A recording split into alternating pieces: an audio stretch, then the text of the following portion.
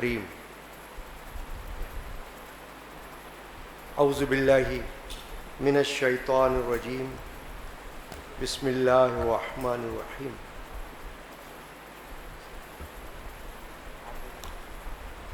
ولا تقولوا لمن يقتل في سبيل الله اموات بل احیاء ولكن لا تشعرون صدق اللہ مولانا العظیم بحرمتی ان اللہ وملائکتہ یصلون علی النبی یا ایھا الذین آمنوا صلوا علیہ وسلموا تسلیما اللہم صل علی سیدنا محمد وعلی آلہ وصحبہ وأہل بیتہ اجمعین صلاۃ وسلام علیک یا سیدی یا رسول اللہ وعلی آلک واصحابک یا حبیب اللہ۔ حاضرین کرام، 20 رمضان المبارک 21ویں شب، یہ خلیفہ چہارم حضرت سیدنا مولا علی مشکل کشا کرم اللہ تعالی وجہ الکریم کی شب شہادت کہلاتی ہے، یعنی 21 رمضان المبارک آپ کا یوم شہادت ہے اور آج رات شب شہادت کی ہے۔ ہماری خانقاہ قادری علمیہ قادری مسجد کے مشائخ کا ہمیشہ کا معمول ہے کہ آج کی رات تراویح کے بعد مولا المسلمین حضرت سیدنا مولا علی کرم اللہ تعالی وجہ الکریم کے مناقب، فضائل اور ان کی سیرت پر کچھ بیان ہوا کرتا ہے، اور نثر میں اور نظم میں پڑھا جاتا ہے، پڑھایا جاتا ہے۔ محدود وقت میں یہ محفل مبارکہ ہوتی ہے اور ہر سال کا یہ معمول حسنہ ہے۔ تو آج کی شب بھی انشاءاللہ اس وقت حصول برکت کے لیے اور حصول تعلیم کے لیے، کیونکہ ہر مسلمان کو، صاحب ایمان کو اپنی مقتدر ہستیوں کے بارے میں، جن پر ہمارا ایمان اور عقیدہ ہے اور جن سے ہماری عقیدت ہے، ان کے بارے میں معلومات کا حاصل ہونا نہایت ضروری ہے، تاکہ ہمارے ذریعے پھر ہماری نسلوں کو یہ معلومات حاصل ہوں، ہماری اولادوں کو یہ معلومات حاصل ہوں۔ تو یہ اسی وقت ہو سکتا ہے کہ جب اب ہم ایسی محافل میں شرکت کریں جہاں ایک طرف مقتدر جلیل القدر مبارک اور عظیم ہستیوں کا ذکر ہو رہا ہو، صحابہ کرام، اہل بیت اعظام، ان کا ذکر ہو رہا ہو، تو ان کے بارے میں معلومات حاصل ہوں، اور پھر ان کی یاد میں حاضری کا اجر و ثواب بھی ہمیں حاصل ہو، کیونکہ جب تک آپ یہ بات اپنے ذہن نشین نہیں کریں گے کہ ہمارا یہ آنا، ہمارا یہ بیٹھنا فضول نہیں ہے، اس وقت تک کچھ بھی حاصل نہیں ہوگا۔ جب یہ عقیدہ ہوگا کہ ہمارا ہر لمحہ جو یہاں اس محفل میں گزرے گا وہ قیمتی معلومات حاصل کرنے، علم حاصل کرنے اور اجر و ثواب حاصل کرنے میں گزرے گا، تب تو آنے کا فائدہ ہوگا۔ اسی لیے یہ محفل ہر سال ہوتی ہے، اور ویسے معلومات کے لیے عرض کروں کہ سال میں 10 دن اسلامی سال کے پہلے مہینے میں محرم الحرام میں ہماری اس خانقاہ شریف میں مسجد میں محرم کی چاند رات سے لے کر عاشورہ تک روزانہ عشاء کی نماز کے بعد اہل بیت پاک اور شہدائے کربلا کی یاد میں محافل کا سلسلہ ہوتا ہے. ہمیشہ سے ہو رہا ہے, ہماری بھی پیدائش سے پہلے کا سلسلہ ہے, چل رہا ہے اور اب تک چل رہا ہے. اس میں بھی ایک رات ایسی آتی ہے جس میں حضرت سیدنا مولا علی رضی اللہ تعالیٰ عنہ کا ذکر ہوتا ہے, ان کی شہادت کا بیان ہوتا ہے, ان کی منقبت پڑھی جاتی ہے. تو اس پہ بھی یہی ہوتا ہے. تو گویا کہ یوں سمجھ رہے ہیں کہ سال میں 2 بار بطور خاص اس قادری مسجد اور خانقاہ قادریہ علمیہ میں اہل بیت پاک کا ذکر بطور خاص ہوتا ہے. کبھی کوئی پوچھے آپ سے تو آپ کو بھی یہ تو ذہن میں ہونی چاہیے نا بات کہ جہاں سے آپ کا تعلق ہے وہاں اہل البیت کا ذکر, اہل بیت اطہار کا ذکر کس کس طرح سے کن کن راتوں میں ہوتا ہے. تو ایک تو آج کی رات آپ کے ذہن میں ہونا چاہیے 20 رمضان مبارک 21ویں رات شب شہادت حضرت مولا علی, اور ایک محرم الحرام کا آخری پہلا عشرہ, اس میں ایک رات 10 راتوں میں سے وہ ہوتی ہے جس میں حضرت علی کا ذکر ہوتا ہے. اس کی وجہ یہ ہے کہ محرم میں جو محافل ہوتی ہیں ان میں بالترتیب حضور پرنور سرکار دو عالم مغفر بنی آدم صلی اللہ علیہ وسلم کا ذکر خیر سے سلسلہ شروع ہوتا ہے.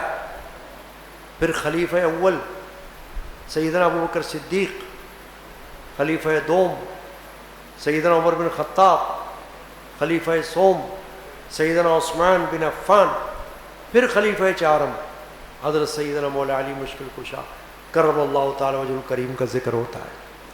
اور ان سب کی وفات یا شہادت کا بیان بھی مختصر بیان کیا جاتا ہے. یہ آپ کے ذہن میں ہونا چاہیے. پھر ایک بات اور ہے, اگر آپ میں سے جو حضرات تراویح میں شرکت کرتے ہیں تراویح میں, تو ان کو بھی یہ بات معلوم ہونی چاہیے اس قادری مسجد خانقاہ قادری علمیہ کی خصوصیات میں سے کہ تراویح کی جو تسبیحات یہاں پڑھی جاتی ہیں شاید آپ نے کہیں اور نہ سنی ہو.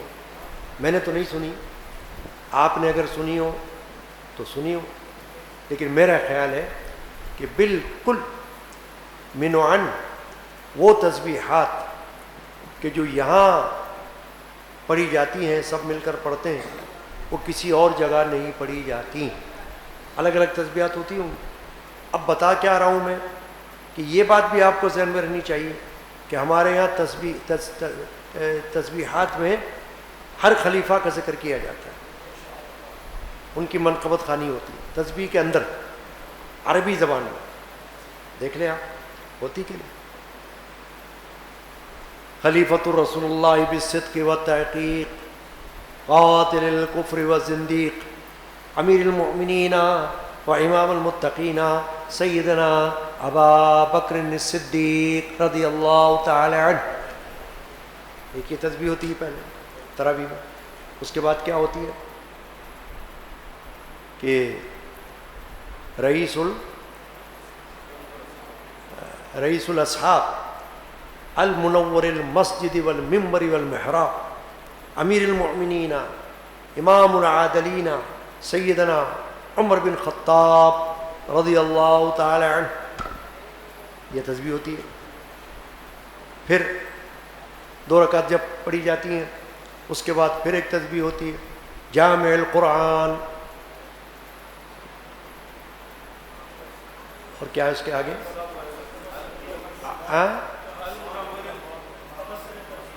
کمثل الترتیب فی لوح الرحمن امام المتورعین امیر المؤمنین سیدنا عثمان بن عفان رضی اللہ تعالی. اس کے بعد جو تسبیح پڑھی جاتی ہے اس میں پھر حضرت علی کی منقبت ہوتی ہے.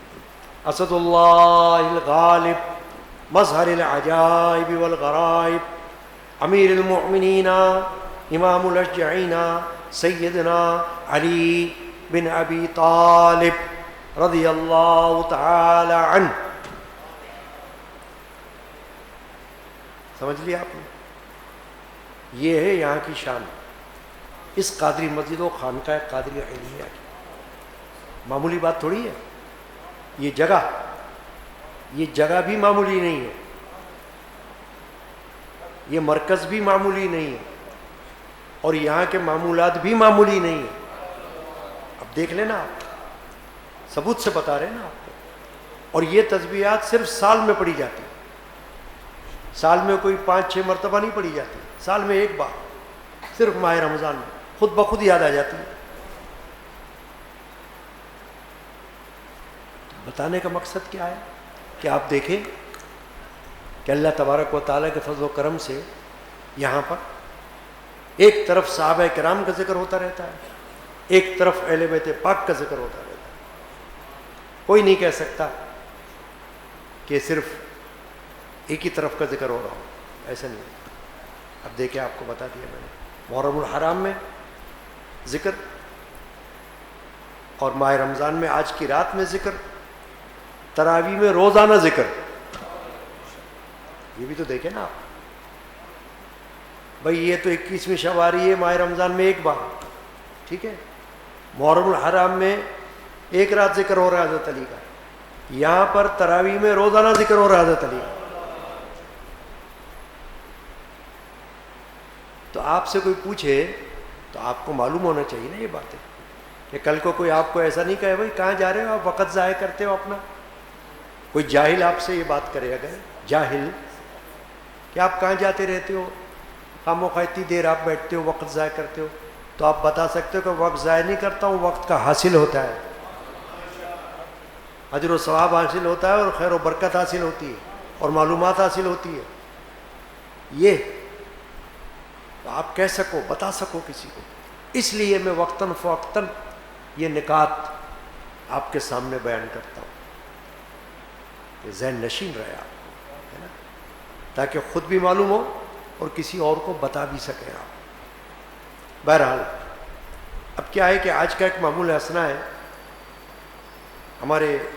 میرے جد امجد حضرت علامہ مولانا الحاج الحافظ الشاہ محمد غلام رسول قادری رحمۃ اللہ تعالی علیہ کی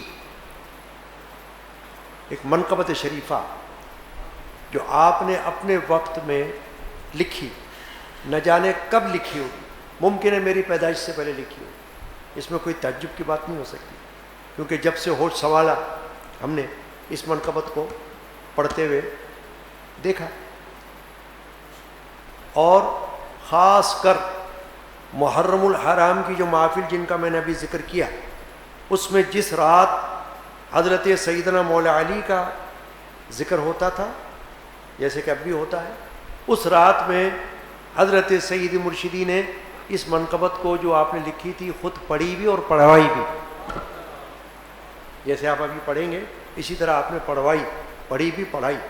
اور آپ نے اس منقبت شریفہ کو ایک پمفلیٹ کی شکل میں, ایک پرچہ تھا اس میں چھاپا تھا اور اس کو تقسیم کروایا تھا, صرف ایک پرچہ.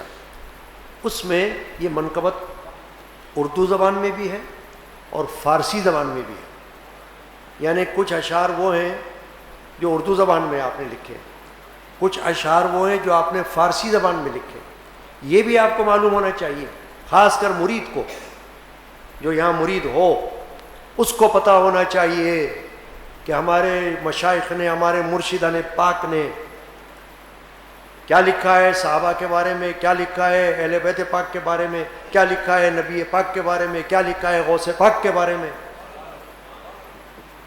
مرید کو معلوم ہونا چاہیے, مرد کو بھی معلوم ہونا چاہیے, عورت کو بھی معلوم ہونا چاہیے. اس کو کہتے ہیں عقل, علم, پتہ ہونا چاہیے. تو یہ باتیں جو میں عرض کر رہا ہوں ذہن نشین کرنے کے لیے, کہ آپ نے وہ پرچہ, اس میں منقبت دونوں، اردو بھی فارسی بھی شائع کی. اب وہ پرچہ تو ظاہر اس زمانے میں چھپا تھا، آج تو دستیاب نہیں ہے، ریکارڈ میں تو ہوگا موجود لیکن ویسے عام طور پر آپ کے پاس نہیں ہوگا. لیکن جد امجد علیہ الرحمہ کی جو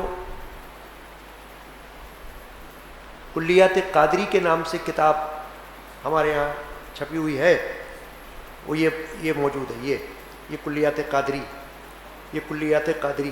اس کے اندر اردو منقبت اور فارسی منقبت دونوں شامل ہیں، جس کو شوق ہو لے کر پڑھ سکتا ہے. اور بھی مناقب ہیں دیگر بزرگان دین کی شان میں، سید الشہداء کی شان میں، شہداء کربلا کی شان میں. تو یہ سب ہوتا ہے. تو بتانے کا مقصد کیا تھا کہ اہل بیت پاک کی یاد اس خانقاہ شریف کا ایک اہم معمول حسنہ ہے. جیسے آپ کو یہ بات بھی اگر معلوم ہو تو اچھی بات ہے، نہیں معلوم ہو تو پھر آج یاد رکھ لو کہ محرم الحرام کی محفل میں روزانہ جب بیانات ہوتے ہیں اس کا عنوان کیا ہوتا ہے؟ پوری محفل جو 10 دن کی ہوتی ہے، قدیمی مجالس یادگار شہادت حسینی، یہ عنوان ہے. پھر الگ الگ موضوعات پر بیان ہوتا ہے.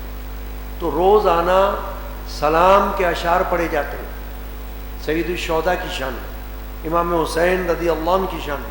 سلطان کربلا کو ہمارا سلام ہو، امت کے پیشوا کو ہمارا سلام ہو. پڑھ کر درود ادب سے غلام حزیں تو کہہ، سلطان کربلا کو ہمارا سلام. یہ بھی حضرت مولانا شاہ محمد غلام رسول قادری کا لکھا ہوا سلام ہے. کسی کو پتہ ہو یا نہ ہو مگر مرید کو پتہ ہونا چاہیے، اس خانقاہ کے مرید کو، مرد کو بھی عورت کو بھی معلوم ہونا چاہیے یہ بات، تاکہ آپ کے ذریعے آگے کنوے ہو، پتہ چلے کسی اور کو. ایسی تو نہیں کہ آپ سالہ سال اپنے یہاں گزاریں، آتے جاتے رہیں اور آپ کو کوئی معلوم نہ ہو، بس آئے گئے. ایسے نہیں، آپ کے ذہن میں اور آپ کے دل میں معلومات کا ذخیرہ ہونا چاہیے. تو الحمدللہ کتابیں بھی موجود ہیں. پھر تقریری طور پر جو ہم بیان کرتے رہتے ہیں، کتنا کچھ بیان ہو چکا ہے، اللہ ہی بہتر جانتا ہے، گنتی تو ہے نہیں ہمارے پاس. تو وہ سب آپ سنتے ہی رہتے ہیں نا. تو یہ باتیں ہوتی ہیں بڑی اہم، جن کو تاریخی طور پر یاد رکھنے کی ضرورت ہے. تو یہ جو منقبت ہے شریفہ، اے عاشقوں کے بادشاہ مولا علی مشکل کشا، اے شیر حق اسد الالہ مولا علی مشکل کشا، اس پر بیان میں بعد میں بات کروں گا. لیکن پہلے یہ منقبت شریفہ میرے بھانجے اویس بیگ پڑھیں گے اور آپ ساتھ مل کر پڑھتے جائیں گے، تاکہ معمول حسنہ ہے. مسلسل کئی سال ہو گئے اس منقبت کو پڑھتے ہوئے، آج کی رات سالہ سال سے ہم پڑھ رہے ہیں، کوئی نئی بات نہیں، یعنی کہ سالہ سال ہو گئے پڑھتے ہوئے، اور ہر سال پڑھی جا رہی ہے منقبت شریف. اللہ تعالیٰ قبول فرمائے. ایک بار بلند آواز سے درود شریف پڑھ لیں.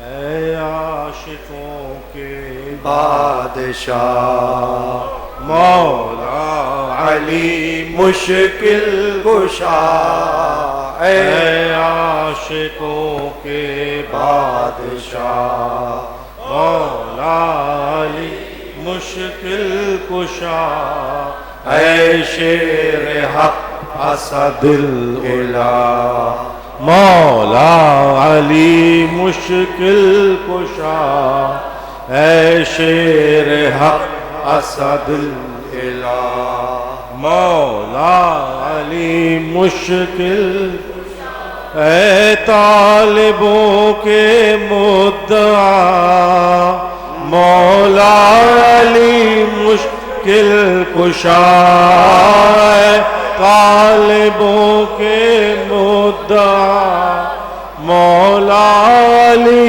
مشکل کشا، اے سلسلوں کے پیشوا مولا علی مشکل کشا، اے سلسلوں کے پیشوا مولا علی مشکل کشا اے عاشقوں کے بادشاہ مولا علی مشکل کشا اے شیر حق اسد الولا مولا علی مشکل کشا تم والد حسنین ہو تم ماجد کونین ہو تم والد حسنین ہو تم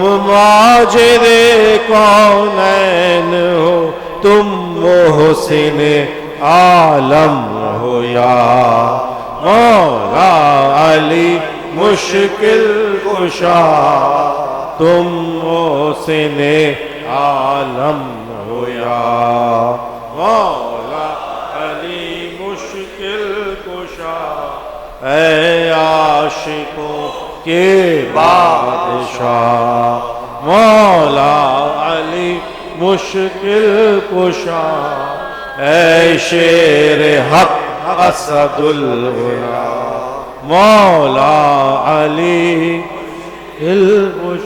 امت پہ قربان کر دیا بچوں کو تم نے مرتضیٰ امت پہ قربان کر دیا بچوں کو تم نے مرتضیٰ اے مرحبا صد مرحبا مولا علی مشکل کشا اے مرحبا صد مرحبا مولا علی مشکل کشا اے عاشقوں کے بادشاہ مولا علی مشکل کشا اے شیر حق اسد الالہ مولا علی کیا آپ کا ایثار تھا اللہ سے کیا پیار تھا کیا آپ کا ایثار تھا اللہ سے کیا پیار یہ جود ہو اور یہ سخا مولا علی مشکل کشا یہ جود ہو اور یہ سخا مولا علی مشکل کشا اے عاشقوں کے بادشاہ مولا علی مشکل کشا اے شیر حق اسد الولا مولا علی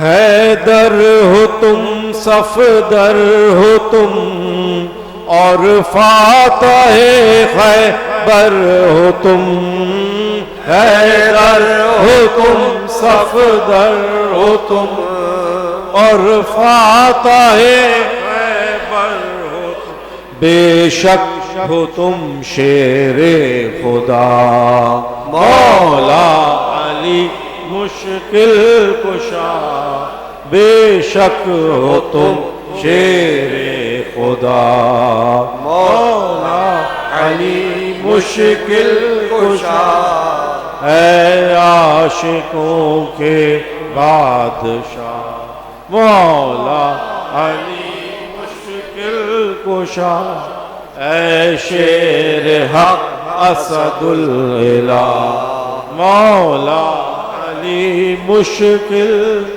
اللہ کی تلوار ہو جرار ہو کرار ہو اللہ کی تلوار ہو جرار ہو کرار ہو اے مرد میدان رضا مولا علی مشکل کشا اے مرد میدان میدان رضا مولا علی مشکل کشا اے عاشقوں کے بادشاہ مولا علی مشکل کش اے شیر حق اسد الہا مولا علی کیوں خوش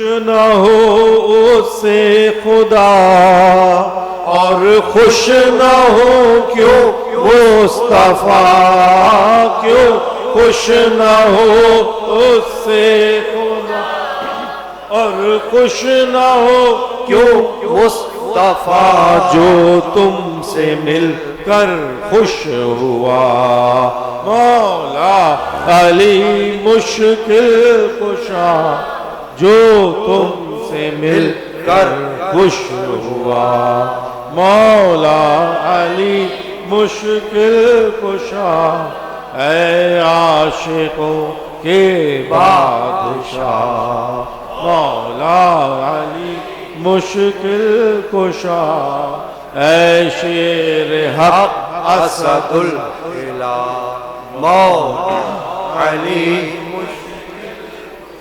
ہے یہ غلام قادری رحمت اللہ سرشار جام حیدری ہے یہ غلام قادری رحمت اللہ علیہ سرشار جام حیدری او کیوں نہ واصف آپ کا مولا علی مشکل کشا ہو کیوں نہ واصف آپ کا مولا علی مشکل کشا اے عاشقوں کے بادشاہ مولا علی مشکل کشا اے شیر حق اسد الہا مولا علی مشکل کشا بحرمتی ان اللہ وملائکتہ یصلون علی النبی یا ایھا الذین آمنوا صلوا علیہ وسلموا تسلیما اللہم صل علی سیدنا محمد وعلی آلہ وصحبہ وأہل بیتہ اجمعین۔ یہ جو منقبت شریفہ جس کا عنوان مدح مشکل کشا، ہمیشہ سے یہ عنوان ہے اس کا، اور اس میں حضرت مولا علی کرم اللہ وجہہ کی جو ایک خوبی صفت بیان کی گئی ہے وہ مشکل معاملات کو حل کرنے کی خوبی بیان کی گئی ہے، اس وجہ سے مشکل کشا کہا گیا۔ لغوی معنوں میں مشکل کو حل کر دینے والا، جیسے کوئی مشکل سوال حل کرنے والا، مشکل معاملہ حل کرنے والا کہ جو دوسروں کے سمجھ میں نہ آئے عام طور پر، اور اس میں اللہ تعالیٰ نے خاص ملکہ، خاص قابلیت، خاص صلاحیت عطا فرمائی حضرت مولا علی کو کہ لوگ ان کے پاس اپنے معاملات اور اپنے مسائل لے کر حاضر ہوا کرتے تھے اور آپ ان کو حل فرمایا کرتے تھے، اس لیے مشکل کشا آپ کو کہا جاتا ہے۔ ورنہ حقیقی معنوں میں اگر شرعی اصطلاح میں دیکھا جائے گا تو پھر اللہ تبارک و تعالیٰ مشکل کشا ہے، لیکن جب کبھی مولا علی کے نام کے ساتھ مشکل کشا آتا ہے تو اس سے مراد کیا ہوتی ہے کہ دنیاوی اعتبار میں، دنیاوی معاملات میں مشکلات کے معاملات کو حل کرنے والے حضرت مولا علی ہیں، تو ان کو مشکل کشا کہا جاتا ہے، اور اس میں کوئی تعجب نہیں ہے، کیونکہ حضرت مولا علی کا تمام تر وقت اور تمام تر حیات شریفہ نبی اکرم علیہ الصلوۃ والسلام کے ساتھ گزری ہے، حضور کے گھر میں گزری ہے۔ اس لیے حدیث پاک موجود ہے کہ انا مدینۃ العلم وعلی بابوہا، حضور اکرم علیہ الصلوۃ والسلام نے فرمایا کہ میں علم کا شہر ہوں اور علی اس کا دروازہ ہے۔ اس کی جو تشریحات حدیث کی محدثین نے کی ہے، اس میں یہ فرمایا ہے کہ انا مدینۃ العلم وعلی بابوہا، کہ میں علم کا شہر ہوں اور علی اس کا دروازہ ہے۔ تو اس سے مراد یہ ہے کہ کسی بھی شہر میں داخل ہونے کے لیے دروازہ ہوتا ہے، یعنی ایک داخلہ ہوتا ہے جہاں سے اس شہر میں داخل ہوا جاتا ہے۔ جیسے کسی مکان میں داخل ہونے کے لیے دروازہ ہوا کرتا ہے، کوئی دیوار پھلانگ کے تو نہیں جاتا یا چھت پر سے تو نہیں آتا۔ قاعدہ کیا ہے کہ ایک دروازہ ہوتا ہے، اس دروازے کو ذریعہ بنایا جاتا ہے گھر کے اندر داخل ہونے کا۔ اسی طرح شہر میں داخل ہونے کا بھی دروازہ۔ اور دوسری بات کیا ہے کہ شہر میں بندہ داخل ہوگا ایک بار اور دروازے میں 2 بار، ایک بار آئے گا ایک بار جائے گا، تو دونوں وقت میں دروازوں سے آنا اور جانا اس کا ہوگا۔ تو حضرت علی کرم اللہ وجہہ کی شان اقدس میں حضور اکرم علیہ الصلوۃ والسلام نے جو یہ حدیث پاک میں فرمایا، اس کی یہ تشریح ہے۔ اب ایک آیت شریفہ ہے جو سورہ آل عمران کی ہے، اس میں بھی حضرت مولا علی کا ذکر آئے گا، شان نزول کے حوالے سے آئے گا۔ شان نزول کہتے ہیں کسی بھی آیت کے نازل ہونے کی وجہ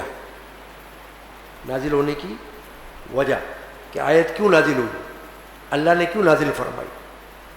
تو ہر آیت کا کوئی نہ کوئی شان نزول ہوتا ہے، قرآن میں موجود ہے، لکھا ہوتا ہے شان نزول، تفسیر میں لکھا ہوتا ہے شان نزول، جس کا معنی یہ ہوتا ہے کہ بھئی جان لو کہ اللہ تعالیٰ نے یہ آیت کیوں نازل فرمائی۔ تو ایک آیت شریفہ ہے قرآن مجید کا 3 پارہ سورہ آل عمران، اور آیت نمبر ہے 61، اس کا ایک حصہ ہے، بلکہ وہ پوری آیت شریفہ اگر میں پڑھ دوں، اللہ نے فرمایا اعوذ باللہ من الشیطان الرجیم من حاجک فیہ من بعد ما جاءک من العلم، پھر اے محبوب صلی اللہ علیہ وسلم جو تم سے عیسیٰ کے بارے میں حجت کریں، عیسیٰ علیہ السلام حجت کریں اس کے بعد کہ آپ کو علم آ چکا، آپ کے پاس علم آ چکا۔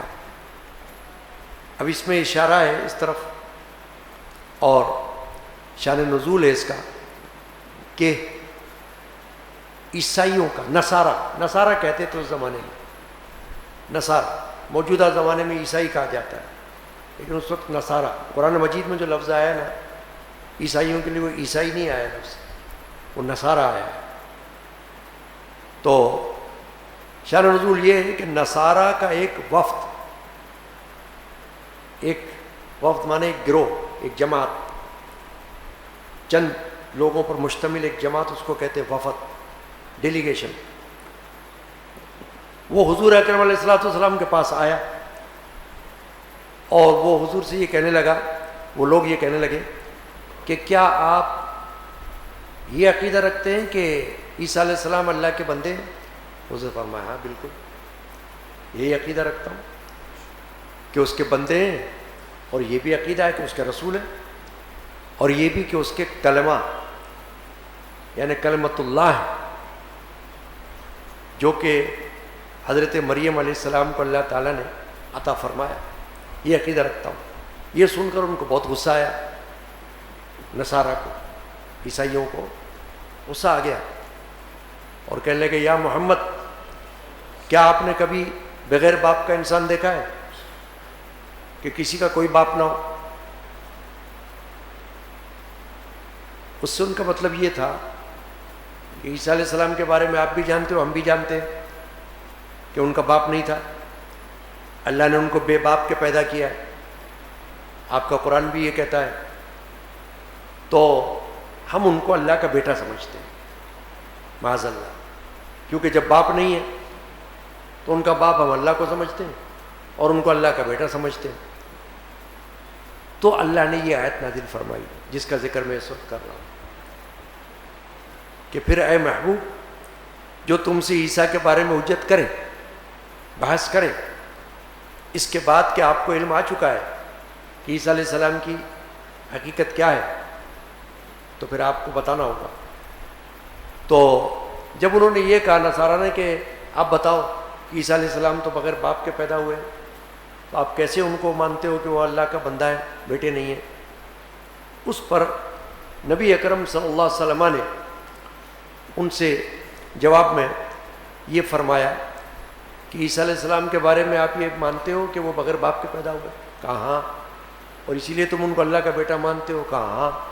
تو حضور نے فرمایا کہ پھر مجھ کو یہ جواب دو میرے سوال کا کہ حضرت آدم علیہ السلام کو کیا سمجھتے ہو، ان کا باپ کون ہے؟ چپ ہو گئے، جواب تو تھا نہیں نا ان کے پاس کہ ان کا باپ کون ہے، پھر ان کو اللہ کا بیٹا آپ کیوں نہیں مانتے ہو؟ تو خاموش ہو گئے، جواب کوئی نہیں تھا ان کے پاس۔ حضور اکرم علیہ الصلوۃ والسلام نے فرمایا کہ حضرت عیسیٰ علیہ السلام سے پہلے سب کے باپ ابو البشر حضرت آدم علیہ السلام، وہ تو سب سے پہلے نبی رسول ہیں جو بغیر باپ کے پیدا ہوئے۔ اللہ نے ان کو مٹی سے بنایا اور ان میں اپنی روح پھونکی اور ان کو پیدا کر دیا۔ تو اب عیسیٰ علیہ السلام کو اس طرح پیدا کر دیا تو تم اس مغالطے میں آ کر ان کو اللہ کا بیٹا بنا رہے ہو، تو یہ بہت غلط بات ہے۔ چنانچہ حضور نے فرمایا کہ عیسیٰ علیہ السلام کو اللہ کا مخلوق، اللہ کی مخلوق اور اللہ کا بندہ ماننے میں تم کو کیا پریشانی ہے؟ ہاں وہ اللہ کا ایک ایسا بندہ ہے کہ ان کے جیسا کوئی اور نہیں ہوگا عوام میں سے، وہ نبی ہیں، وہ رسول ہیں، ان پر اللہ نے انجیل نازل کی ہے، آسمانی کتاب نازل فرمائی ہے، اور ان کو ایک بھوک سے پیدا فرما دیا، تو اس میں کیا ہو گیا؟ پھر جب یہ آیت شریفہ نازل ہوئی اور اللہ کے رسول نے یہ آیت شریفہ پڑھ کر سنائی تو حضور نے ان کو دعوت دی، کیونکہ جب وہ نہیں ماننے لگے، جواب تو کوئی تھا نہیں مگر اپنی بات پہ اڑے رہے، تو سرکار دو عالم صلی اللہ علیہ وسلم نے ان کو مباہلہ کی دعوت دی۔ مباہلہ کیا ہوتا ہے؟ مباہلہ یہ ہوتا ہے کہ دو فریق، دونوں طرف کے لوگ ایک دوسرے کو چیلنج کریں۔ چیلنج یہ کریں کہ اگر میں جھوٹا ہوں تو میں ہلاک ہو جاؤں، مجھ پر اللہ کا عذاب آئے، اور اگر تم جھوٹے ہو تو تم ہلاک ہو جاؤ، تم پر اللہ کا عذاب آئے۔ تو انہوں نے کہا کہ اچھا ہم کل آپ کو جواب دیں۔ اس وقت تو کچھ مان نہیں سکے اس بات کو، ڈر گئے، کہنے لگے کل جواب دیں گے آپ کو کہ ہم یہ مباہلہ کرتے ہیں یا نہیں کرتے۔ اب اگلے دن وہ آئے تو انہوں نے اپنے بڑے پادری کو، پادری یعنی ان کا بڑا جو ہوتا ہے عیسائیوں کا عالم سمجھ لیں، ان کا عالم، ان کا پادری، اس سے مشورہ کیا۔ عاقب نام تھا اس کا، عبد المسیح کہا جاتا تھا۔ تو اس سے پوچھا کہ آپ کی کیا رائے ہے؟ اس نے کہا کہ بات یہ ہے کہ یہ ہے تو نبی اللہ کے، محمد صلی اللہ علیہ وسلم، اس میں تو کوئی شک نہیں ہے، یہ تو رسول تو ہیں یہ اللہ کے، لیکن اگر تم نے ان سے مباہلے کی دعوت قبول کر لی تو مجھے لگتا ہے کہ تم سب ہلاک ہو جاؤ، اس لیے کہ یہ نبی ہیں، رسول ہیں، اور ممکن ہے کہ یہ اپنی بات میں سچے ہیں، اور یہ جو چیلنج کر رہے ہیں اور تم چیلنج قبول کر لو گے تو پھر ہو سکتا ہے کہ تم پر اللہ کا عذاب نازل ہو جائے۔ تو ایسا کرو کہ چھوڑ دو اس مسئلے کو اور واپس گھر چلے جاؤ، اس میں تمہاری خیریت ہے، ورنہ اگر تم کو ڈر نہیں لگتا تو تمہاری مرضی، چیلنج قبول کر لو۔ اب اللہ تبارک و تعالی نے یہ جو آیت شریف نازل فرمائی، اس میں نبی اکرم علیہ الصلوۃ والسلام کو کیا حکم دیا؟ فَقُلْ تَعَالَوْا نَدْعُ أَبْنَاءَنَا وَأَبْنَاءَكُمْ، آپ ان سے فرما دیں، اللہ نے آیت نازل فرمائی تو آپ ان سے فرما دیں، یہ نصارہ کے وفد سے، بے غیرتوں سے یہ فرما دیں کہ تعالوا، آؤ، ندعو ابناءنا وابناءکم، ہم بلائیں اپنے بیٹوں کو اور تم بلاؤ اپنے بیٹوں کو. ہم لاتے ہیں اپنے بچے, تم لے آؤ اپنے بچے. وَنِسَاءَنَا وَنِسَاءَكُمْ, اور تم اپنی عورتوں کو لے آؤ, گھر کی خواتین کو, اور میں اپنی عورتوں کو لے کر آتا ہوں, گھر کی خواتین کو. وَأَنفُسَنَا وَأَنفُسَكُمْ, اور اپنی جانوں اور تمہاری جانوں کو یہاں لے آؤ. یعنی ہم اپنی جان کو لے آتے ہیں, تم اپنی جانوں کو یہاں لے آؤ. ثُمَّ نَبْتَهِلْ, پھر مباہلہ کر لیں. فَنَجْعَلْ لَعْنَةَ اللَّهِ عَلَى الْكَاذِبِينَ, تو جھوٹوں پر اللہ کی لعنت ڈالیں. یہ آیت شریفہ نازل ہوئی. چنانچہ جب یہ آیت نازل ہوئی تو وہ ڈر گئے اور انہوں نے کہا کہ ہم نہیں کرتے, واپس لوٹنے لگے. انہوں نے یہ دیکھا اس وقت کہ رسول اکرم صلی اللہ علیہ وسلم کے گود میں سیدنا امام حسین ہے, اور ہاتھ پکڑے ہوئے ہیں سیدنا امام حسن کا, اور ساتھ میں حضور کے پیچھے ہیں حضرت سیدنا مولا علی کرم اللہ تعالی وجہ الکریم, اور حضرت سیدہ خاتون جنت فاطمۃ الزہرا رضی اللہ تعالی عنہا. وہ جو اللہ نے فرمایا تھا نا کہ لے آؤ اپنے بیٹوں کو, ہم اپنے بیٹوں کو, تو اپنی عورتوں کو, ہم اپنی عورتوں کو لے آؤ. تو حضور نے اپنے ساتھ ان کو لایا, انہوں نے دیکھ لیا, وہ واپس لوٹ گئے کہ ہم نہیں کر رہے موبائلہ آپ کے ساتھ, یعنی ہم آپ کے ساتھ حجت نہیں کر رہے, بحث نہیں کر رہے. کیونکہ ان کے بڑے پادری نے کہا کہ میری بات مان لو, اگر تم نے کیا ہے نا موبائلہ تو سمجھ لو کہ تمہاری خیر نہیں ہوگی. یہ اللہ کے رسول ہیں, یوں ہی نہیں کہہ رہے اتنی بڑی بات. کہ موبائلہ جو ہوتا ہے نا شریعت میں, یہ اتنی بڑی بات ہوتی ہے کہ عام طور پر تو اس کی اجازت بھی نہیں ہے. جیسے دنیاوی عام معاملات میں اس کی اجازت نہیں ہے. کوئی اہم شرعی معاملہ ہو تو اس کی اجازت دی گئی ہے, موبائلہ کرو. کیونکہ موبائلے میں یہ بولا جاتا ہے کہ اگر میں جھوٹا ہوں تو میں ہلاک ہو جاؤں, مجھ پر عذاب آ جائے اللہ کا, اور اگر تم جھوٹے ہو تو تم ہلاک ہو جاؤ, تم پر عذاب آ جائے اللہ. تو یہ تو بہت بڑا چیلنج ہوتا ہے نا. اب اس کو قبول کرتے ہوئے بھی اگر کوئی جھوٹا ہوگا تو کانپے گا کہ میرا تو بیڑا غرق ہو جائے گا, تو ہٹ جائے گا اس بات سے. اگر اس کے دل میں خوف آ گیا تو یہ مباہلہ کہلاتا ہے. تو حضور اکرم علیہ الصلوۃ والسلام نے جب دیکھا کہ وہ چلے گئے تو حضور نے فرمایا کہ اگر یہ کر لیتے نا مباہلہ تو میں نے دیکھ لیا تھا کہ اللہ کا عذاب اتنا قریب تھا کہ ان کو سور اور بندر بنا دیتا اللہ, اور ان کو تباہ کر دیتا اللہ کو, مسخ کر دیتا ان کی صورتوں کو, اور جنگل آگ سے بھڑک اٹھتا, اور وہاں کے رہنے والے یہاں تک کہ پرندے بھی نیست و نابود ہو جاتے. تو شکر ہے کہ انہوں نے کیا نہیں موبائل, چیلنج قبول نہیں کیا, ہمارا بھاگ گئے میدان چھوڑ کر. اگر کرتے تو پھر ان کو پتہ لگ جاتا. اب کیا ہے کہ یہ جو میں نے آیت شریفہ پڑھی اس لیے پڑھی کہ اس میں جو ذکر ہے کہ بلاؤ اپنے بیٹوں کو, ہم بھی اپنے بیٹے لاتے ہیں. تو نبی پاک صلی اللہ علیہ وسلم نے حضرت امام حسن امام حسین کو لایا, کیونکہ حضور کے اپنے صلبی بیٹے اپنے اولاد نرینہ میں سے تو کوئی حیات نہیں تھا نا, وہ تو بچپن میں فوت ہو گئے تھے.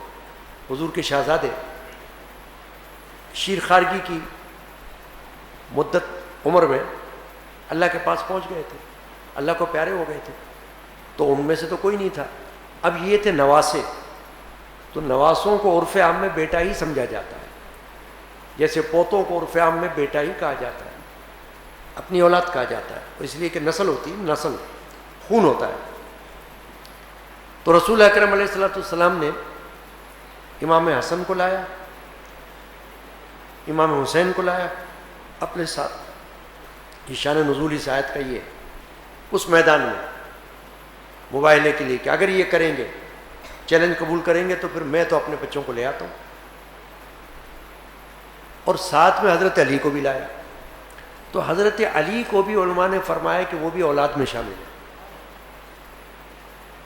یہ جو ابنانا و ابناؤکم کہ ہم اپنے بچوں کو لائیں, بیٹوں کو, تم اپنے بیٹوں کو لاؤ, تو تو بیٹوں میں رسول پاک صلی اللہ علیہ وسلم نے امام حسن کو، امام حسین رضی اللہ عنہما کو اور حضرت مولا علی کو شامل کر لیا، اور اس لیے بھی کہ مولا علی کرم اللہ وجہہ الکریم کو جو نسبتیں ہیں اللہ کے رسول سے، ان میں ایک نسبت ایسی ہے جو حضور کا بیٹے کی نسبت ہے مولا علی کو۔ وہ اس طرح ہے کہ ہیں تو حضرت علی ابی طالب کے بیٹے، حضور کے چچا کے بیٹے، چچا زاد بھائی ہیں حضرت علی، حضور اکرم علیہ الصلوۃ والسلام کے سگے چچا زاد بھائی، مگر حضرت علی کی پرورش بچپن سے سرکار دو عالم صلی اللہ علیہ وسلم کے گھر میں ایسے ہوئی جیسے کسی بیٹی کی پرورش ہوتی، اٹھنے میں، بیٹھنے میں، کھانے میں، پینے میں، بولنے میں، چالنے میں، ساتھ میں رہنے میں، آنے میں، جانے میں، بات چیت کرنے میں اسی طرح ہوئی جیسے بیٹوں کی ہوتی۔ حضرت علی کو سرکار دو عالم صلی اللہ علیہ وسلم نے گود لے لیا تھا، پرورش کے لیے ابی طالب سے لے لیا تھا، پھر حضور کے پاس حضرت علی ہمیشہ رہے، یہاں تک کہ جب سرکار دو عالم صلی اللہ علیہ وسلم نے دنیا سے پردہ فرمایا تو حضرت مولا علی نے حضور اکرم علیہ الصلوۃ والسلام کو غسل دیا، اور جب بھی کوئی غزوہ ہوتا، غزوہ کا معنی جہاد، جس میں سرکار دو عالم صلی اللہ علیہ وسلم خود شریک ہوتے ہیں، تو جب بھی کوئی غزوہ ہوا اس میں حضرت علی شریک ہوئے، سوائے غزوہ تبوک کے۔ ایک غزوہ ایسا ہے جس میں حضرت علی کی شرکت نہیں ہے، اور وہ غزوہ تبوک ہے، اور وہ اس لیے نہیں ہے کہ اللہ کے رسول نے حضرت علی کو ایک کام سونپا کہ آپ خلیفہ بن کے رہو اس مدینہ شریف میں، نگہبان بن کے رہو، نگہبان بن کے رہو، تو حضرت علی کو چھوڑ دیا تھا، لہٰذا ان کو اپنے ساتھ نہیں لیا تمہیں، تو غزوہ تبوک میں حضرت علی شریک نہ ہو سکے، باقی تمام غزوات میں، بدر ہو یا خندق ہو یا خیبر ہو، اس میں شریک ہوئے، بلکہ خیبر میں تو آپ نے حدیث میری زبانی بھی سنی ہے ایسی محفل میں کہ غزوہ خیبر میں تو خاص حضرت علی کی فضیلت نظر آ رہی ہے، اس طرح سے فضیلت نظر آ رہی ہے کہ غزوہ خیبر کا جھنڈا، جس کے بارے میں اللہ کے رسول نے فرمایا کہ میں غزوہ خیبر کی فتح کا جھنڈا جس شخص کے ہاتھ میں دوں گا وہ ہوگا کہ جو اللہ کا دوست ہوگا اور اللہ اس کا دوست ہوگا۔ یہ پیشگوئی فرمائی نبی اکرم صلی اللہ علیہ وسلم، تو جب پیشگوئی کی وہ رات کو کی، غزوہ خیبر کی رات، جس دن صبح کو یہ جہاد ہونے والا تھا، تو رات کو سرکار دو عالم صلی اللہ علیہ وسلم نے صحابہ سے یہ بیان فرمایا کہ میں کل صبح یہ علم، جھنڈا، غزوات ہوتے تو جھنڈا ہوا کرتا تھا، یہ جھنڈا دوں گا نا اس شخص کو دوں گا کہ اس کی نشانی یہ ہے کہ وہ اللہ کا دوست ہوگا، پھر اللہ بھی اس کا دوست ہوگا۔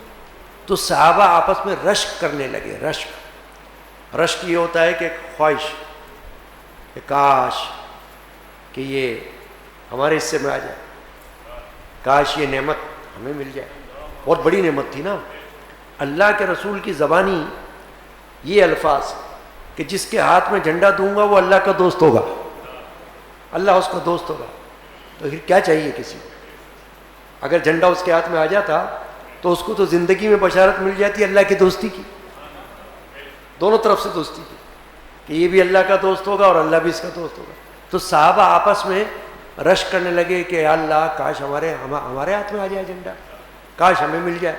علماء فرماتے ہیں کہ نیک بات میں رشک کرنا بالکل جائز ہے، منع نہیں ہے، یہ حسد نہیں ہوتی، یہ رشک ہوتا ہے۔ حسد تو یہ ہوتی ہے کہ کسی نعمت کے بارے میں کسی کے لیے یہ خواہش رکھی جائے کہ یہ نعمت اس کو نہ ملے، وہ حسد ہوتا ہے۔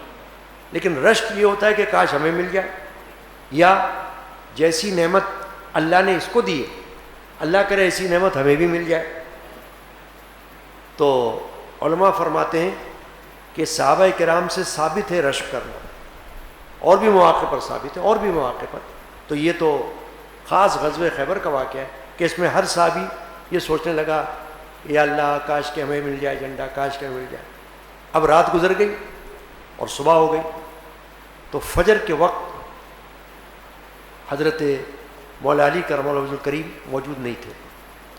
تو رسول پاک صلی اللہ علیہ وسلم نے پوچھا کہ علی کدھر ہے؟ تو صحابہ نے کہا کہ علی تو اپنے خیمے میں. کہا فجر میں نہیں آئے؟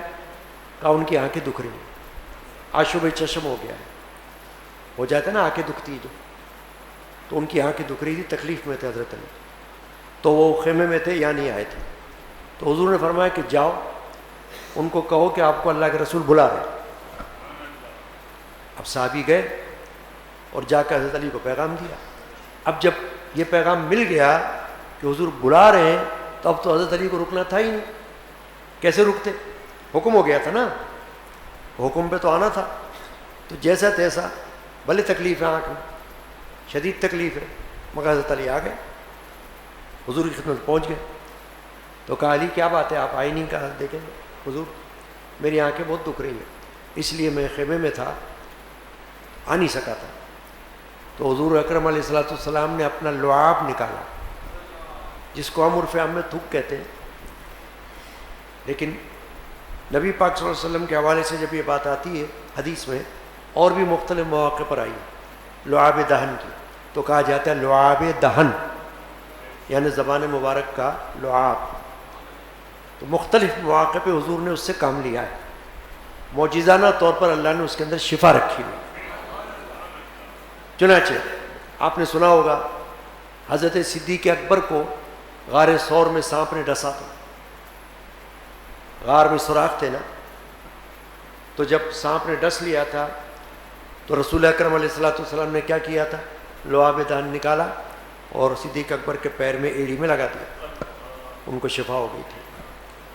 ایک اور صحابی جن کی آنکھ غزوے میں نکل گئی تھی اپنی جگہ سے، جیسے آنکھ پھوٹ جانا جس کو کہتے ہیں جنگ کے اندر، تو آنکھ نکل کے باہر آ گئی تھی. رسول اللہ صلی اللہ علیہ وسلم نے لعاب نکالا، آنکھ کو اپنی جگہ پہ رکھا اور لعاب لگایا، آنکھ اپنی جگہ فٹ ہو گئی، درست ہو گئی. اس کو معجزہ کہتے ہیں، کیونکہ اللہ کے رسول ہیں، رسولوں کے پاس تو معجزے ہوتے ہیں. تو رسول اکرم علیہ الصلوۃ والسلام کے پاس تو سب سے زیادہ معجزات ہیں، تو آپ کا لعاب دہن بھی معجزہ ہے. اب حضور نے جب یہ لعاب لگایا حدیث میں، تو حضرت علی کی آنکھ صحیح ہو گئی، یعنی وہ جو آشوب چشم کی تکلیف تھی نا، ٹھیک ہو گئی. اس کے بعد کتابوں میں لکھا ہے کہ حضرت علی فرماتے ہیں کہ پھر اس کے بعد مجھے دوبارہ کبھی آنکھوں کی تکلیف نہیں ہوئی، آنکھوں کی شکایت پیدا نہیں ہوئی اس واقعے کے بعد سے. تو میں یہ بات یہاں سے کر رہا تھا کہ یہ جو ندعو ابناءنا و ابناءکم، کہ تم اپنے بیٹوں کو بلاؤ، ہم اپنے بیٹوں کو بلاتے ہیں، تم اپنے بیٹوں کو بلاؤ. تو علماء فرماتے ہیں کہ جو بیٹوں کو بلانے کی بات کی نا حضور نے، اس میں حضور کے نواسے امام حسن اور امام حسین رضی اللہ عنہما یہ بیٹوں کی طرح سے آئے، کیونکہ یہ نواسے ہیں مگر بیٹوں کی طرح تھے. حضور نے ان کو بیٹوں کی طرح ہی پالا تھا، اپنے کاندھوں پر سوار کیا تھا اور اپنے ساتھ ساتھ رکھا تھا. آپ نے حدیثوں میں سنا ہوگا کہ حضور ممبر پہ تشریف فرمائے اور آپ کے برابر میں امام حسن بیٹھے ہوئے، حضور نماز پڑھ رہے ہیں، امام حسن آپ کے رکوع کے وقت حضور کے پیروں میں سے نکل کے ادھر جا رہے ہیں، امام حسین رضی اللہ تعالی عنہ حضور کے پشت مبارک پر سوار ہو رہے ہیں. یہ ساری باتیں آپ احادیث میں سنتے رہے ہوں گے، بیان ہوئی ہیں احادیث میں کہ حضور اکرم علیہ الصلوۃ والسلام نے ان کو کتنا پیار دیا ہے، سینے مبارک پر بوسے دیے اللہ کے رسول نے، سید الشہداء کے سینے مبارک پر. تو اسی طرح حضرت علی کو بھی اللہ کے رسول کے گھر میں پرورش ملی. تو علماء فرماتے کہ یہاں بیٹوں کے حوالے سے صرف امام حسن اور حسین ہی نہیں، حضرت علی بھی بیٹا بن کر آئے. داماد بھی تھے اور داماد بھی بیٹے کی طرح ہی ہو جاتا ہے، اور پھر وہ بیٹے بھی تھے کیونکہ حضور نے ان کو پالا تھا. تو بیٹے کی صورت میں حضرت علی بھی آ گئے حضور کے ساتھ. اب اس میں آیت شریفہ میں ایک بات اور ہے، الفاظ ہیں. ایک تو یہ ونساءنا ونساءکم، کہ ہم اپنی عورتوں کو لاتے ہیں، تم اپنی عورتوں کو لاؤ.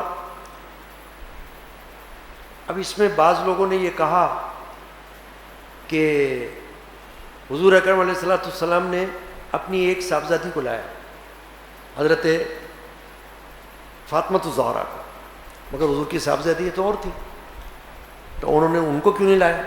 تو اس کا جواب علماء نے یہ دے دیا کہ بقیہ جو صاحبزادی تھی ان کی وفات پہلے ہو چکی تھی، اس واقعے سے پہلے۔ یہ واقعہ 10 ہجری کا ہے، اور اس سے پہلے 8 ہجری میں، اور اس سے پہلے ہجری میں حضور کی جو دیگر شہزادیاں تھیں وفات پا چکی تھی۔ 4 شہزادیاں تھیں حضور کی، سب سے بڑی زینب، سیدہ زینب، اس کے بعد سیدہ رقیہ، پھر سیدہ ام کلثوم، اور پھر سیدہ فاطمہ۔ تو باقی جو صاحبزادیاں تھیں، شہزادیاں تھیں حضور کی، وہ تو پہلے ہی فوت ہو گئی تھی، تو لہٰذا وہ ساتھ نہیں تھی۔ اس کا جواب یہ ہو گیا کہ اگر کوئی یہ کہے کہ بھئی بقیہ صاحبزادیاں کیوں نہیں آئیں، اس لیے نہیں آئیں کہ وہ تو تھی نہیں دنیا میں، وہ تو اللہ کے پاس پہنچ گئی تھی۔ حضرت بی بی فاطمہ زندہ تھی، کیونکہ ان کی وفات حضرت بی بی فاطمہ کی حضور کے 6 مہینے کے بعد ہوئی ہے، لہٰذا وہ حیات تھی، اس لیے وہ ساتھ میں آئے۔ اب جو بات آئی آگے، وَأَنفُسَنَا وَأَنفُسَكُمْ، اور تم اپنی جانوں کو لاؤ اور ہم اپنی جانوں کو پیش کرتے ہیں۔ اس پر علماء نے ایک مسئلہ بیان کیا ہے۔ مسئلہ یہ بیان کیا ہے کہ اس بات کو لے کر اہل تشیع، شیعہ عقائد کے لوگ، وہ حضرت علی کو انفسنا و انفسکم اس میں شامل کرتے ہیں، بیٹوں میں نہیں شامل کر رہے۔ وہ یہ کہتے ہیں کہ یہ جو آیت شریفہ میں الفاظ آئے وانفسنا وانفسکم، ہم اپنی جان کو لاتے ہیں، تم اپنی جان کو لاؤ۔ تو حضرت علی جو ہیں وہ مثل جان کے ہیں حضور کی، یعنی ایسا ہے کہ جیسے حضور کی ذات سے تعلق رکھتے ہیں۔ تو ہمارے علماء نے کہا کہ یہ غلط ہے، جیسا کہ حضور کی مثل سے تعلق رکھتے ہیں۔ شیعہ کا عقیدہ یہ ہے کہ اس لیے ہم ان کو امام مانتے ہیں، اہل تشیع یہ کہتے ہیں کہ ہم حضور کے بعد ان کو امام اس لیے مانتے ہیں، خلیفہ بلا فصل اس لیے مانتے ہیں کہ اس آیت شریفہ میں وَأَنفُسَنَا کہ اپنی جان، اور وَأَنفُسَكُمْ اور تمہاری جان کا جہاں ذکر آتا ہے تو وہاں انفسنا میں حضرت علی جو ہیں وہ حضور کی مثل ہے۔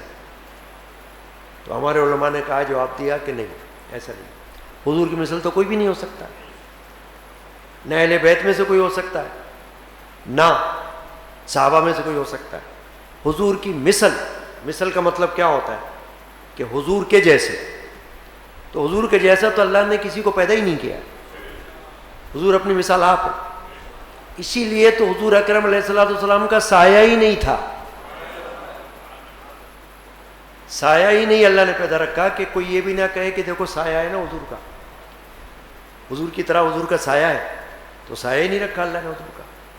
تو حضور کی طرح تو چونکہ کوئی ہوتا ہی نہیں ہے اور ہمارا عقیدہ ہو ہی نہیں سکتا ہے، اس لیے علماء نے اہل تشیع کے اس قول کا رد کیا کہ تم جو حضرت علی کو اس طرح سے عقیدہ رکھتے ہو کہ وہ حضور کی مثل ہے، وہ حضور کے نفس میں سے ہے، نہیں، ایسا نہیں۔ ہاں حضور کے بیٹوں میں سے کہو، حضور کا داماد کہو، حضور کے چہیتے کہو، حضور کے پسندیدہ کہو، وہ تو کہہ سکتے ہو، جیسے صحابہ میں بہت سے لوگ حضور کے پسندیدہ، ابوبکر صدیق کے جیسے تو ہو سکتے ہیں نا، تو اس میں کیا ہوا؟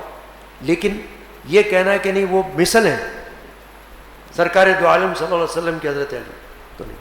اور آج کل کے دور میں تو بہت سے ایسے جاہل بھی ہیں اہل تشیع میں کہ وہ غلو کر کے حضور اکرم علیہ الصلوۃ والسلام سے بھی اوپر کر دیتے ہیں حضرت علی کو۔ وہ یہ سمجھتے ہیں حضرت علی کی شان ہے، وہ شان نہیں ہے، وہ تو گستاخی ہے۔ خود حضرت علی کہاں پسند کریں گے ایسی بات کو، کیونکہ سرکار دو عالم صلی اللہ علیہ وسلم کے برابر مخلوقات میں سے کوئی بھی نہیں ہو سکتا۔ اس پر باقاعدہ کتابیں لکھی ہوئی ہیں، باقاعدہ کلام لکھے ہوئے ہیں، عربی زبان میں، فارسی زبان میں، باقاعدہ علماء نے بیان کیا ہوا ہے کہ بھائی سرکار دو عالم صلی اللہ علیہ وسلم کی ذات اقدس تو وہ ہے کہ نبیوں کے اوپر ہے، تو حضرت علی ان کے جیسے کیسے ہو جائیں گے؟ ایسے نہیں ہو سکتا۔ تو لہٰذا وہ عقیدہ جو ہے اہل تشیع والا اس کو رد کیا گیا اس آیت شریفہ میں. تو میں نے اسی لیے یہ آیت شریفہ جو ہے خاص کر لے لی. بحرمت ان اللہ و ملائکتہ یصلون علی النبی یا ایھا الذین آمنوا صلوا علیہ وسلموا تسلیما.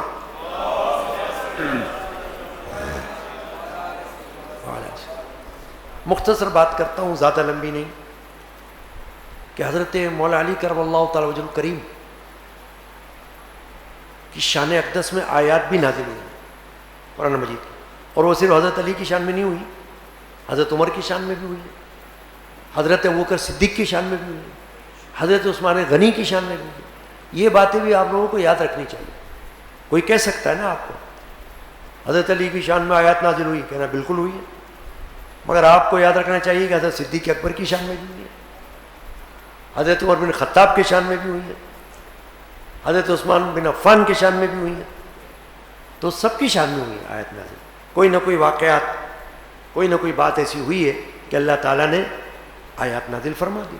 تو حضرت علی کی شان میں بھی آیات نازل ہوئی بے شک، اور احادیث بھی ہیں.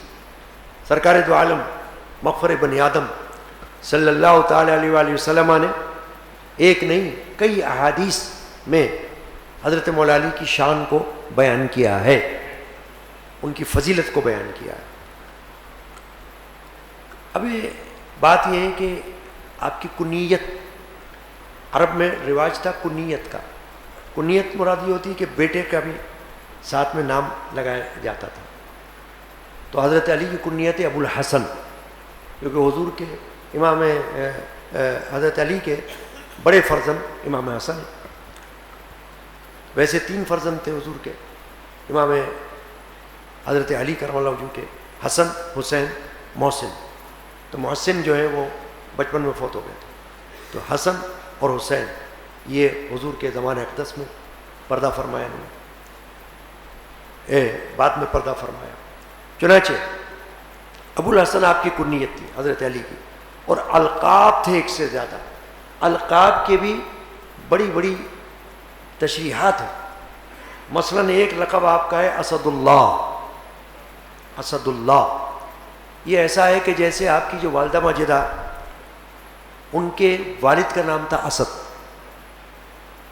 حضرت علی کے نانا، ان کا نام تھا اسد، اور حضرت علی کی والدہ کا نام تھا فاطمہ. حضرت علی کی والدہ بھی فاطمہ ہے اور حضرت علی کی زوجہ محترمہ بھی فاطمہ ہے. تو فاطمہ بنت اسد بن ہاشم یہ نسب ہے ننیال کا حضرت مولا علی کا، اور پہلی ہاشمی خاتون ہے جنہوں نے اسلام قبول کیا ہے. پہلی ہاشمی خاتون، ہاشمی قبیلے کی، جنہوں نے اسلام بھی قبول کیا اور اللہ کی راہ میں ہجرت بھی کی. اب اسد اللہ اس کا معنی کیا ہوتا ہے؟ اللہ کا شیر. اللہ کے شیر. ابھی میں نے آپ کو شروع میں ایک بات عرض کی تھی کہ مولا علی مشکل کشا ہم کہتے ہیں. تو اگر کوئی اعتراض کرے کہ مشکل کشا تو اللہ ہے، تو اس کا جواب کیا ہے کہ دنیاوی معاملات میں جو مشکلات پیش آتی ہیں اس کو حل کرنے والے مولا علی کی صفات میں یہ صفت موجود تھی، اس لیے ان کو کہا گیا مشکل کشا دنیاوی طور پر. اب آپ یہاں دیکھیں، حضرت علی کو لقب دیا گیا اسد اللہ. معنی کیا ہے؟ اللہ کے شیر. تو شیر تو ہم اس کو کہتے ہیں جو جنگل میں ہوتا ہے. اگر کوئی یہ کہے کہ بھائی شیر تو وہ ہوتا ہے، ہاں وہ تو ہوتا ہے شیر، مگر عرف میں حضرت علی کو اللہ نے ایک ایسی طاقت، ایسی شجاعت، ایسی بہادری عطا فرمائی تھی کہ ان کو لقب دے دیا گیا کہ آپ اللہ کے شیر ہو، اسد اللہ. اسی طرح ایک اور لقب ہے حضرت علی کا، وہ ہے حیدر. تو حیدر کا معنی بھی شیر ہے. تو کوئی پوچھے بھائی اس کا معنی تو شیر ہوتا ہے، تو حضرت علی تو انسان تھے، شیر تو نہیں تھے، ان کو یہ لقب کیوں دیا گیا؟ تو اس کا جواب آپ کیا دیں گے؟ آپ یہ دیں گے کہ ان کے اندر صفات تھی ایسی کہ جو شیروں والی صفات ہوتی ہے. عرفن، عرف عام یعنی طاقت کے حوالے سے. اب مثال کے طور پر ایک حدیث موجود ہے، باتوں باتوں سے بتا رہا ہوں، کہ غزوہ خیبر میں ایک تو حضور نے جھنڈا دیا ان کو، حضرت علی کو، آنکھوں میں لعاب دہن لگایا، ایک تو یہ صفت خوبی ہو گئی حضرت علی. پھر ایک یہ ہوئی کہ غزوہ خیبر میں ایک دروازہ تھا بہت بڑا اس جگہ کا، قلعہ تھا نا، قلعہ خیبر کہتے ہیں، اس کا دروازہ حضرت علی نے اپنی طاقت سے اکیلے اکھاڑا، اور اکھاڑ کر اس کو ہاتھ میں لیا حدیث میں، اور لے کر اس کو گھمایا، اور گھما کے اس کو پھینک دیا اٹھا کے. صحابہ کہتے ہیں کہ اب ہم نے اس کو اٹھانے کی کوشش کی تو ایسا لگا 40 آدمی مل کے اٹھائیں گے تو اٹھے گا، اور حضرت علی نے اکیلے اٹھایا. اب اس کو آپ کرامت سمجھ لیں تو بھی کہہ سکتے ہیں، اور آپ اس کو واقعی طاقت سمجھ لیں تو بھی کہہ سکتے ہیں، کیونکہ طاقت بھی کرامت کے طور پر ہو سکتی ہے نا، کہ اللہ تعالیٰ نے ایسی طاقت عطا فرما دی کہ جو دوسروں کے پاس نہیں تھی. ہر ایک کی اپنی خوبی ہوتی ہے، صحابہ میں بھی خوبیاں اپنی اپنی ہوئی ہیں، تو حضرت علی کو بھی خوبی دے دی بطور کرامت کے، طاقت عطا فرما دی، بطور کرامت کے شجاعت عطا فرما دی. تو اس لیے ان کے القاب میں اسد اللہ، حیدر، اور ایک لقب ہے ان کا کرار، حیدر کرار. کرار کا معنی ہوتا ہے بار بار حملہ کرنے والا، پلٹ پلٹ کر دشمن پر حملہ کرنے والا. حضرت علی کے اندر یہ خوبی تھی کہ کئی اشقیاء کو، کئی کفار کو آپ اکیلے واصل جہنم کرتے تھے، قتل کرتے تھے. تو چنانچہ ایسے ایسے القاب سے آپ کو تاریخ میں یاد کیا جاتا ہے، لیکن نام آپ کا ہے علی. پھر ایک اور ہے آپ کا لقب، اور اس کو کنیت بھی سمجھ لیں آپ، بو تراب. بو تراب یعنی مٹی والے. اور حدیث میں اس کا واقعہ یہ بیان کیا گیا ہے کہ حضور اکرم علیہ الصلوۃ والسلام حضرت علی سے ملنے کے لیے گھر میں آئے، تو پتہ چلا کہ حضرت علی کسی بات پر حضرت سیدہ سے کچھ رنجیدہ ہو کر مسجد میں گئے. جیسے گھر میں آپس میں کوئی بات ہو جاتی، کچھ رنجیدہ ہو گئے حضرت علی اور مسجد نبوی میں چلے گئے. تو حضور واپس تشریف لائے، دیکھا حضرت علی لیٹے ہوئے، سوئے ہوئے، خاک پر سوئے ہوئے، مٹی پہ، کوئی گدا نہیں ہے، کوئی بستر نہیں ہے، خاک پر سوئے ہوئے، اور چادر آپ نے اوڑھی ہوئی ہے، اور وہ چادر بھی آپ کے جسم سے ہٹی ہوئی ہے، اور مٹی آپ کے جسم پر لگی ہوئی. اس کو جب دیکھا رسول اللہ صلی اللہ علیہ وسلم نے، تو آپ نے حضرت علی کو ان الفاظ سے اٹھایا، قم یا ابا تراب، اٹھو اے مٹی والے، اٹھو اے خاک والے. حضرت علی اٹھ گئے. اب اس دن سے یہ بو تراب لقب ہو گیا، آج تک مشہور لقب ہے، بو تراب کہا جاتا ہے علی کو. اسکاؤٹ میں بھی ہوتے ہیں نا، بو تراب اسکاؤٹ کا نام رکھا گیا. تو ایسے یہ حضرت علی کا لقب بھی ہے، کنیت بھی ہے. چنانچہ عشرہ مبشرہ کہتے ہیں 10 ان صحابہ کو جن کو اللہ کے رسول نے زندگی میں جنتی ہونے کی بشارت سنائی. ان میں سے ایک حضرت علی ہے، ابو بکر بھی ہیں، حضرت عمر بھی ہیں، حضرت عثمان بھی ہیں، اور حضرت علی بھی ہیں. یعنی جو خلفائے راشدین ہیں نا اہل سنت کے چاروں، یہ سب عشرہ مبشرہ میں شامل ہیں.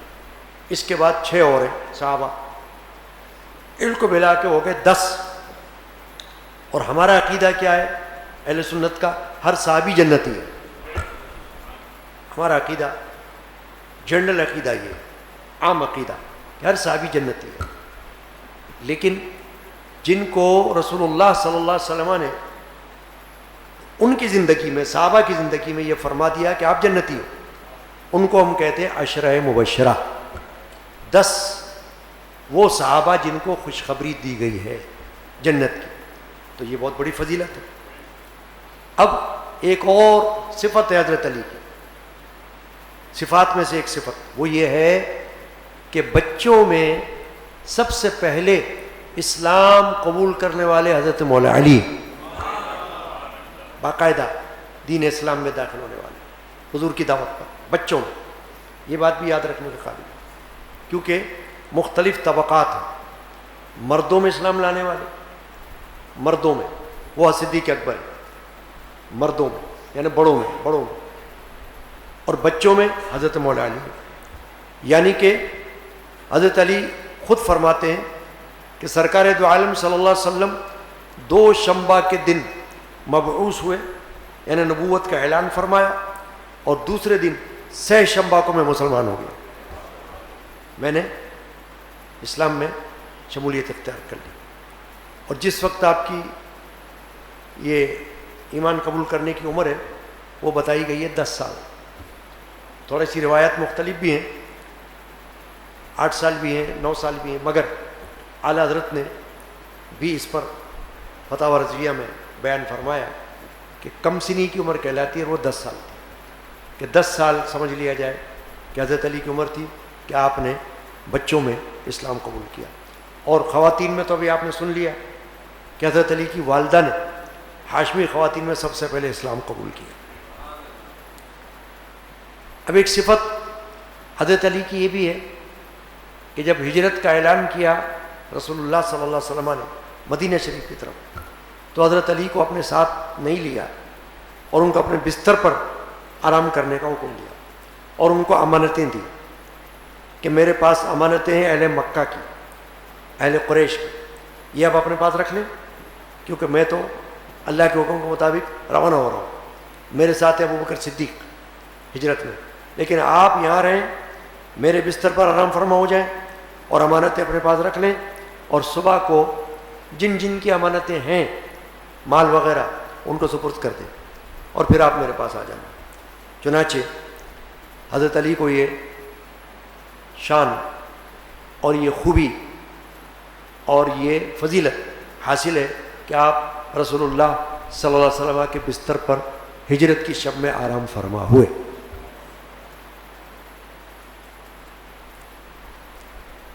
کئی فضائل ہیں، مگر جیسے میں نے عرض کیا کہ وقت اتنا نہیں ہوگا، بس یہ چند باتیں میں نے بیان کر دی ہیں۔ اور احادیث میں باضابطہ اللہ کے رسول صلی اللہ علیہ وسلم فرمایا ہے کہ منافق کی نشانی یہ ہے کہ وہ علی سے محبت نہیں کرے گا، اور مومن کی نشانی یہ ہے کہ وہ علی سے محبت رکھے گا، یعنی محبت جیسے ہم رکھتے ہیں۔ اہل سنت کی ایک پہچان ہے کہ وہ اہل بیت پاک سے محبت رکھتے ہیں، انکار نہیں کر سکتے۔ کوئی سنی اہل سنت کا بندہ کبھی بھی اہل بیت کی محبت، بالخصوص حضرت علی کی محبت کا منکر ہو ہی نہیں سکتا، لعنتی ہوگا جو انکار کرے گا محبت سے۔ ہاں یہ ضرور ہے کہ وہ اہل تشیع کی طرح محبت نہیں رکھتا، یعنی کوئی ایسی باتیں جس میں غلو ہو۔ غلو کا مطلب یہ ہوتا ہے کہ شان سے بڑھ کر بات کرنا، وہ نہیں، بلکہ جیسی شان اللہ نے عطا فرمائی ویسی شان کے مطابق محبت رکھنا۔ تو یہ تو سنیوں کا خاصہ ہے کہ اہل بیت پاک سے محبت رکھتے ہیں، اور حضرت مولا علی کرم اللہ تعالی وجہ الکریم سے بھی محبت اور عشق کا دعویٰ رکھتے ہیں، بغیر اس کے سنیت ہو ہی نہیں سکتی۔ اور اہل سنت کا یہ خاصہ ہے کہ وہ ایک طرف صحابہ سے محبت رکھتے ہیں، ایک طرف حضرت مولا علی سے محبت رکھتے ہیں۔ تو مومن اور منافق کی پہچان بھی اللہ کے رسول نے حدیث میں یہ بتا دی۔ اب حضرت علی کرم اللہ تعالی وجہ الکریم کی شہادت کے حوالے سے بات کر لیتا ہوں کہ جیسا کہ آج شب شہادت ہے، تو 2 روز قبل یوں سمجھ لیں کہ 17 رمضان المبارک حضرت علی کو زخم لگا تھا تلوار کا۔ ابن ملجم خارجی تھا، خارجی خوارج ایک طبقہ ہوا ہے حضرت علی کے زمانے میں، ان کو باقاعدہ خوارج کا نام دیا گیا ہے۔ انہوں نے حضرت علی کے ساتھ دشمنی کی، مخالفت کی، حضرت علی کے ساتھ چھوڑا، بغاوت کی اور الگ ہو گئے۔ تو حضرت مولا علی کرم اللہ وجہ نے ان کے خلاف جہاد کیا، وہ بھاگ گئے، حضرت علی نے ان کا پیچھا کیا، تو کچھ نے تو تائب ہو کر ہتھیار رکھ دیے، سرنڈر کر دیا کہ ہم توبہ کرتے ہیں، اور کچھ بھاگ گئے، اور ان میں سے کچھ قتل کر دیے گئے، کچھ فرار ہو گئے۔ تو ان کو کہا جاتا ہے خوارج. تو خوارج میں سے ایک شخص تھا عبد الرحمن بن ملجم، ابن ملجم اس کو کہا جاتا ہے. وہ اس حرکت میں ملوث تھا کہ اس نے ارادہ کیا کہ میں حضرت علی کو قتل کروں گا. چنانچہ اس نے خنجر یا تلوار کہہ لیں آپ، وہ اپنے پاس رکھی، اور 17 رمضان المبارک کو فجر کے وقت حضرت مولا علی کرم اللہ تعالی وجہ کریم فجر کی نماز کے لیے معمول کے مطابق اٹھے اور مسجد میں کوفہ کی تشریف لے جانے لگے. تو وہ طاق میں تھا تو وہ بھی آپ کے ساتھ ہو لیا، اور وہاں پہنچ کر اس نے تلوار کا وار کیا حضرت مولا علی پر سر کے اوپر، اور تلوار جو تھی وہ کنپٹی تک چر گئی، یعنی کہ آ گئی، اور حضرت مولا علی کرم اللہ وجہ زخمی ہو کر گر گئے فرش پر. تو دیگر صحابہ نے ان کو اٹھایا اور حضرت علی کرم اللہ وجہ کو علاج کے لیے گھر میں لائے. تو 17 رمضان کے بعد سے لے کر 20 رمضان تک حضرت مولا علی اسی زخمی حالت میں باقاعدہ حیات رہے، اور 21 رمضان کو آپ کی شہادت واقع ہو گئی. اور پھر آپ کو تدفین کے لیے جب اٹھایا گیا تو کہا یہ جاتا ہے کہ آپ کی جسد مبارک آپ کا ایک اونٹ پر رکھا گیا تھا، اور وہ اونٹ فرار ہو گیا تھا، بھاگ گیا تھا. تو پتہ نہ چلا.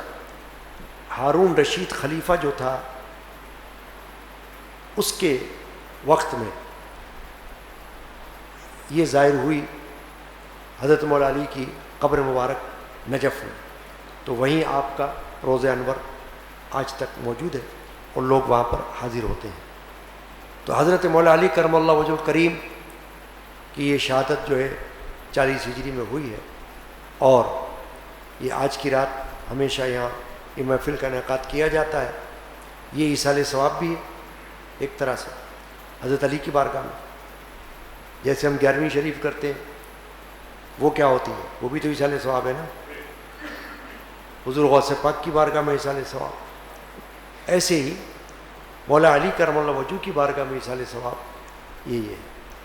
تو ایک منقبت تو آپ نے پڑھ لی پہلے سید مرشدی جدی رحمۃ اللہ علیہ کی. ایک منقبت شریفہ میں اپنے والد ماجد رحمۃ اللہ علیہ کی آپ کے ساتھ مل کر پڑھوں گا، اور آپ بھی ساتھ دیں گے، پڑھیں گے. اور ہو سکتا ہے پہلے پڑھی ہو سکتا نہ بھی پڑھی ہو، لیکن یہ منقبت شریفہ بہت پرانی ہے، شاید ہماری پیدائش سے بھی پہلے کی. اور اس وقت حضرت سید مرشدی جدی علیہ الرحمہ کے زمانے میں کتابچے مختصر شائع ہوتے تھے، اس میں یہ منقبت شریفہ حضرت مولا علی کے بارے میں چھپی ہوئی ہے. درود شریف پڑھ لیجیے.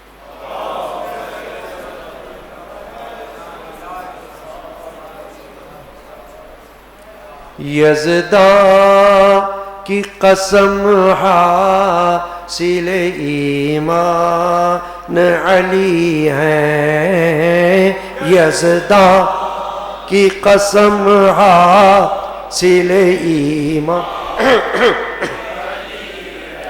یزداں کی قسم حاصل ایمان، یزداں کی قسم حاصل ایمان علی ہے، یزداں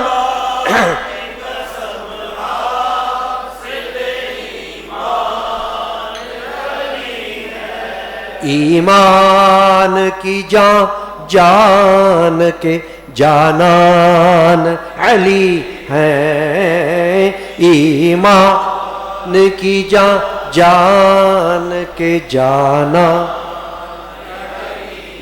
فیاض کرم مصدر عرفان علی ہے، فیاض کرم مصدر عرفان علی ہے، اور ملک کے ولایت کے بھی سلطان علی ہیں، اور ملک کے ولایت کے بھی سلطان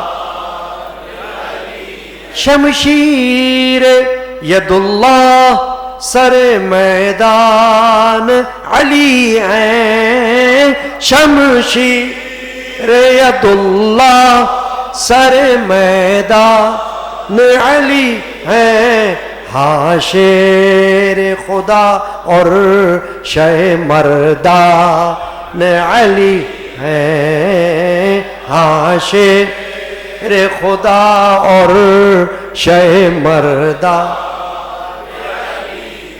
مسجود خلائق ہے ولادت گئے حیدر، مسجود خلائق ہے ولادت گئے حیدر، کعبے کی قسم قبلہ ایمان علی ہے، کعبے کی قسم قبلہ ایمان مسجود خلائق ہے ولایت گئے حیدر۔ کس کی طرف اشارہ ہے؟ کعبۃ اللہ کی طرف، کہ لوگ اس طرف سجدہ کرتے ہیں، کعبے کی طرف منہ کرتے ہیں نا۔ جب بھی نماز پڑھنے کا وقت آتا ہے تو کس طرف منہ کرتے ہیں؟ کعبۃ اللہ کی طرف۔ حضرت علی کی ولادت اہل سنت کے اکابر علماء کے مطابق، جس میں حضرت شاہ ولی اللہ شامل ہیں، شیخ عبدالحق محدث دہلوی شامل ہیں، حضرت ملا علی قاری شامل ہیں، ان کے مطابق حضرت علی کی ولادت جو ہے کعبۃ اللہ کے عین اندر ہوئی ہے، اور اس کی وجہ صرف یہ ہوئی ہے کہ حضرت علی کی والدہ ماجدہ حاملہ تھی اور طواف کر رہی تھی، تو اس وقت ان کو درد ذہ ہوا۔ حضرت ابی طالب ان کے ساتھ تھے، تو اس وقت چونکہ ہنگامی صورتحال تھی، تو ابی طالب نے حضرت بی بی فاطمہ کو، حضرت فاطمہ بنت اسد کو، حضرت علی کی والدہ کو کعبۃ اللہ میں داخل کر دیا، تو وہاں حضرت علی کی ولادت شریفہ ہوئی۔ اس کے علاوہ ایک اور شخصیت حکیم بن حزام بھی گزری ہے، اس کے بارے میں بھی کہا جاتا ہے کہ ان کی ولادت بھی کعبۃ اللہ کے اندر ہی ہوئی ہے۔ تو اس طرف اشارہ کیا گیا ہے شعر میں، مسجود خلائق ہے ولادت گئے حیدر، مسجود خلائق ہے ولادت گئے حیدر، کعبے کی قسم قبلہ ایمان علی ہے، کعبے کی قسم قبلہ ایمان۔ بڑا خوبصورت شعر آ گیا حضرت والد ماجری رحمۃ اللہ علیہ کی قلم سے، جن کے رخ زیبا کی زیارت ہے عبادت، جن کے رخ زیبا کی زیارت ہے عبادت، واللہ کے اس شان کے شایان علی ہیں، واللہ کے اس شان کے شایان علی۔ کیا فرمایا ہے؟ جس کے رخ زیبا کی زیارت عبادت۔ حدیث پاک میں ہے کہ علی کے چہرے کو دیکھ لینا بھی عبادت کا ثواب رکھتا ہے، سبحان اللہ۔ اور اسی لیے حضرت علی کے نام کے ساتھ ہم اہل سنت یہ کہتے ہیں کرم اللہ تعالی وجہہ، کہ ان کے چہرے پر اللہ کی کرم نوازی اور بزرگی، کرم اللہ، اللہ کا کرم، وجہہ، وجہ یعنی چہرہ، تو حضرت علی کے چہرے مبارک کی خصوصیت ہے حدیث کے مطابق کہ ان کے چہرے کو دیکھنا عبادت کا ثواب رکھتا ہے۔ جن کے رخ زیبا کی زیارت ہے عبادت، جن کے رخ زیبا کی زیارت ہے عبادت، واللہ کے اس شان کے شایان علی ہیں، واللہ اس شان کے شاہ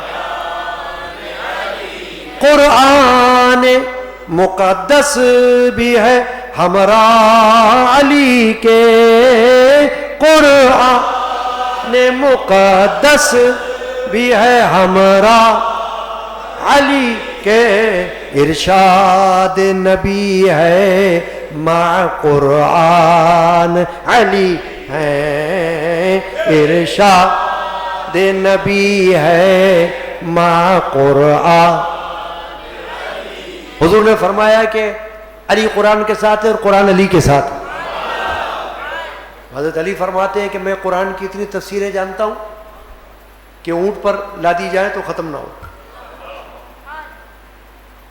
اب ایک اور خوبصورت شعر آ گیا اور حدیث کے مطابق آ گیا فرمایا نبی نے کہ میں مولا ہوا جس کا فرما نبی کہ میں مولا ہوا جس کا اس کے لیے مولا میرے ذیشان علی ہیں اس کے لیے مولا میرے ذیشان یہ بھی حدیث شریفہ کے مطابق ہے شعر حدیث کی تشریح میں ہے شعر من کنت مولا فہذا علی مولا کہ جس کا میں مولا ہوں علی بھی اس کے مولا ہے یہ حدیث موجود ہے صحیح حدیث ہے غدیر خم کا مقام تھا تالاب پر حجۃ الوداع سے واپسی پر سرکار دو عالم صلی اللہ علیہ وسلم نے صحابہ کے سامنے مولا علی کرم اللہ وجہ کی یہ شان بیان فرمائی کہ میں جس کا مولا ہوں علی بھی اس کے مولا ہے اہل سنت کے علماء اس حدیث کی تشریح میں فرماتے ہیں کہ اس سے مراد ہے دوست کیونکہ حضور نے فرمایا میں جس کا مولا ہوں خلیفہ نہیں کیونکہ حضور تو کسی کے خلیفہ نہیں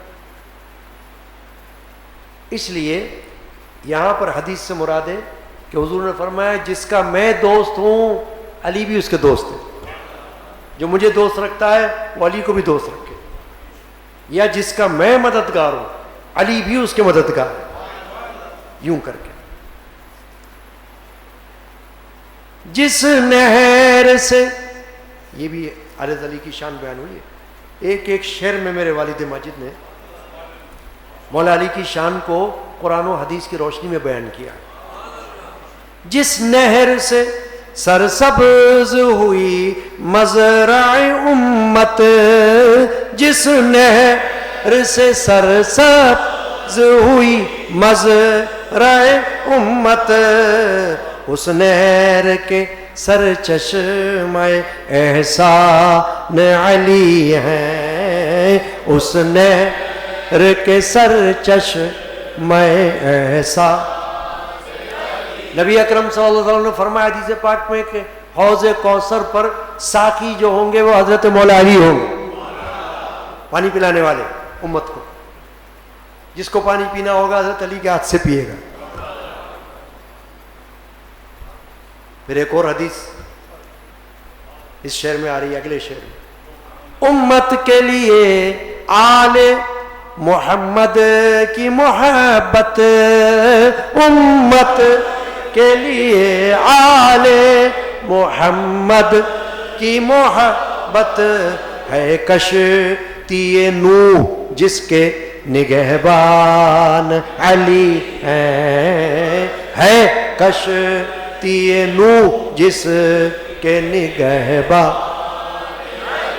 یہ بھی حدیث ہے اللہ کے رسول نے فرمایا کہ میری اہل بیت ایسی ہے کہ جیسے نوح علیہ السلام کی کشتی سفینہ کہ نوح علیہ السلام کو اللہ نے حکم دیا تھا کہ یا نوح آپ ایک کشتی بناؤ یہ جو کفار ہیں آپ کے دشمن بے غیرت ان کو دفع کرنے کے لیے ایک کشتی بناؤ اور اس کشتی میں اپنے ماننے والوں کو لے کر سوار ہو جاؤ اپنے گھر والوں کو لے کر سوار ہو جاؤ اور یہاں سے دور نکل جاؤ تاکہ اس کے بعد میں ان پر عذاب ڈالوں گا سیلاب کا عذاب تو یہ واقعہ قرآن میں موجود ہے حضرت نوح علیہ السلام کا کہ جس پر حضرت نوح علیہ السلام نے کشتی بنائی اور اپنے اہل خانہ کو اس میں شامل کیا. صرف ایک بیٹا جو تھا وہ نہیں آ سکا تھا کیونکہ اس نے آنے سے منع کر دیا تھا کہ میں نہیں، کیونکہ وہ اسلام پر نہیں تھا، ایمان پر، تو اس نے منع کر دیا تھا.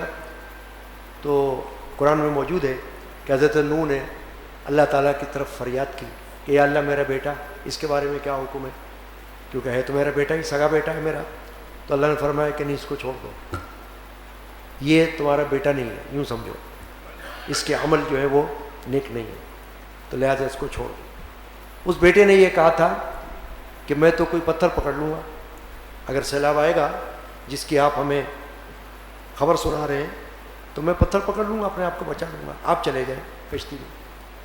تو پھر وہ بھی ڈوب گیا، اور جو ان کی قوم جنہوں نے ایمان نہیں لایا وہ بھی ڈوب گئی. اس طرف اشارہ کیا گیا ہے کہ اللہ کے رسول نے حدیث میں فرمایا ہے کہ میرے اہل بیت کی مثال سفینہ نوح کی ہے، کہ جو شخص اس سفینے میں سوار ہوا سمجھے اللہ اس کی نجات فرما دے گا، مغفرت ہو جائے گی اس کی، یعنی جس نے ان کے ساتھ محبت کا ثبوت دیا. پھر ایک اور شعر آ گیا، جس چرخ کے شبیر اور شبر ہے ستارے، جس چرخ کے شبیر اور شبر ہے ستارے، اس چرخ کے خورشید درخشان علی ہیں، اس چرخ کے خورشید درخشان علی. فرمایا کہ جو آسمان کے ستارے ایسے ہیں جیسے شبیر اور شربر آسمان کے ستارے ہیں، اس چرخ کے خورشید یعنی اس آسمان کا جو چاند ہے وہ چمکتا ہوا درخشاں چاند وہ علی ہے. جس چرخ کے شبیر اور شبر ہے ستارے، جس چرخ کے شبیر اور شبر اس چرخ کے خورشید درخشان علی ہیں، اس چرخ کے خورشید درخشان. آخری شعر، ہیں سب کے لیے رحمتیں محشر میں یقینی، ہیں سب کے لیے رحمتیں محشر، یعنی محشر میں سب کے لیے رحمتیں ہیں، رحمتیں جمع کا صیغہ، یعنی کئی لوگوں کو کئی قسم کی رحمتوں کا وہاں پر اللہ تعالیٰ سامنا کرائے گا محشر میں، میدان محشر میں. بہت ساری رحمتیں ہوں گی، جیسے حوض کوثر بھی ہو گیا ہے، شفاعت بھی ہو گئی، یہ سب رحمتیں ہیں نا اللہ کی. ہیں سب کے لیے رحمتیں محشر میں یقینی، علمی کے لیے رحمت سبحان علی ہیں، علمی کے لیے رحمت سبحان یزداں کی قسم حاصل ایمان، ایمان کی جان کے جانان علی ہیں. سبحان اللہ و بحمدہ سبحان اللہ العظیم. یہ ہے حضرت مولا علی کرم اللہ تعالی وجہ الکریم کی شان اقدس میں جو کچھ آج بیان ہوا، نثر میں بھی ہو گیا، نظم میں بھی ہو گیا. اللہ تعالیٰ سے دعا ہے کہ اللہ تعالیٰ سب کی جانب سے قبول فرمائے، اور حضرت مولا علی کرم الوجوہ کا فیضان، ان کی خیرات، ان کی برکات، ان کا صدقہ اللہ تعالیٰ ہم سب کو نصیب. آمین. دعا ہوگی اس وقت اجتماعی، اور مسجد کے اخراجات کے لیے خادم حاضر ہو رہے ہیں. روشن زوج عبدالستار کا آج انتقال ہوا ہے، اللہ تعالیٰ ان کی مغفرت فرمائے. مجھ گناہگار کی صحت کے لیے دعا کی درخواست ہے. علم الدین علیم الدین قادری اور ان کے گھر والوں کے لیے صحت شفا کی دعا کی درخواست ہے. اور آج کے محفل میں جو لنگر شریف آپ کے ہاتھوں میں پہنچ رہا ہے وہ علیم الدین قادری کی جانب سے پیش کیا جا رہا ہے. اللہ تعالیٰ ان کو فراخی عطا فرمائے, برکت عطا فرمائے, حضرت مولا علی کا صدقہ عطا فرمائے. اور جنہوں نے اپنی بچیوں اور بچے کے لیے نیک رشتوں نیک جوڑوں کے لیے دعا کی درخواست کی ہے اسلام آباد سے, اللہ تبارک و تعالیٰ سے دعا ہے کہ اللہ تعالیٰ ان کے بچے بچیوں کے گھر آباد فرمائے. حضرت مولا علی کے بچوں کے صدقے میں اللہ تعالیٰ سب بچے بچیوں کو نیک جوڑے عطا فرمائے, آمین. اور جنہوں نے اپنی بچی کے امتحان میں کامیابی کے لیے دعا کی درخواست کی ہے, اللہ تعالیٰ ان کے امتحان کو کامیابی عطا فرمائے. اللہم یا رب العالمین. بڑی بڑی راتیں اور آ رہی ہیں, ایک تو آج ہو گئی, ایک آئے گی پرسوں 22 رمضان المبارک کو تراویح کے بعد قرآن مجید کی سورۃ الروم, سورۃ العنکبوت اور سورۃ الروم کی تلاوت کی جائے گی ہمارے مشائخ کے معمول کے مطابق, اور مسنون دعائیں پڑھی جائیں گی, اور جو کچھ آپ حضرات میں سے پانی وغیرہ لوگ لائیں گے ان پر دم کیا جائے گا. تو یہ ہمیشہ سے ہمارے یہاں کا معمول ہے. چنانچہ وہ بھی انشاءاللہ پرسوں کی رات 22 رمضان 23ویں شب کہلائے گی. اس کے بعد 26 رمضان 27ویں شب آئے گی, اس میں ختم قرآن پاک ہوگا تراویح میں, اجتماعی دعا ہوگی, شیرینی تقسیم ہوگی, اور اس کے بعد لیلۃ القدر کی محفل ہوگی, اور وہ تا وقت مناسب جاری رہے گی. سحری کا بھی اہتمام ہوگا اور اس میں بیان ہوگا, شب قدر کے فضائل ہوں گے, قرآن کے فضائل ہوں گے, اجتماعی دعا ہوگی, صلاۃ و سلام ہوگا. اللہ تعالیٰ اس میں بھی ہمیں حاضری کی توفیق عطا کرے, آمین. اعوذ باللہ من الشیطان الرجیم, بسم اللہ الرحمن الرحیم. قل واللہ احد اللہ الصمد لم یلد ولم یولد ولم یکن لہ کفوا احد. بسم اللہ الرحمن الرحیم. قل واللہ احد اللہ الصمد لم یلد ولم یولد ولم یکن لہ کفوا احد. بسم اللہ الرحمن الرحیم. قل واللہ احد اللہ الصمد لم یلد ولم یولد ولم یکن لہ کفوا احد. بسم اللہ الرحمن الرحیم. الحمد للہ رب العالمین الرحمن الرحیم مالک یوم الدین ایاک نعبد و ایاک نستعین اہدنا الصراط المستقیم صراط الذین انعمت علیہم غیر المغضوب علیہم ولا الضالین. بحرمت ان اللہ وملائکتہ یصلون علی النبی یا ایھا الذین آمنوا صلوا علیہ وسلموا تسلیما. اللہم صل علی وعلی آلہ وسلم. صلاۃ و سلام علیک یا سیدی یا رسول اللہ وعلی آلک و اصحابک یا حبیب اللہ. ربنا تقبل منا انک انت السمیع العلیم وتب علینا انک انت التواب الرحیم. یا اللہ یا رحیم یا رحمان, شب شہادت حضرت سیدنا مولا علی مشکل کشا کرم اللہ تعالی وجہ الکریم کی حاضری کو تمام خواتین حضرات چھوٹوں بڑوں کی جانب سے قبول فرما. جو کچھ پیش کیا گیا نظم و نثر میں فضائل علی میں, یا اللہ ان سب کو قبول فرما. حضور نبی کریم رؤوف الرحیم رحمۃ اللہ عالمین شافی المذنبین صلی اللہ علیہ وسلم کی بارک اقدس میں نظر فرما. صحابہ کرام, اہل بیت اعظام, تابعین تبع تابعین, اولیاء کاملین رضی اللہ عنہ اجمعین کی بارگاہ میں نظر فرما. حضرت سیدنا مولا علی کرم اللہ تعالی وجہ الکریم کی بارگاہ اقدس و مقدس میں نظر فرما. اے اللہ, حضور سیدنا غوث العظم شیخ عبد القادر جیلانی حسنی والحسینی رضی اللہ تعالیٰ عنہ کی بارگاہ میں نظر فرما.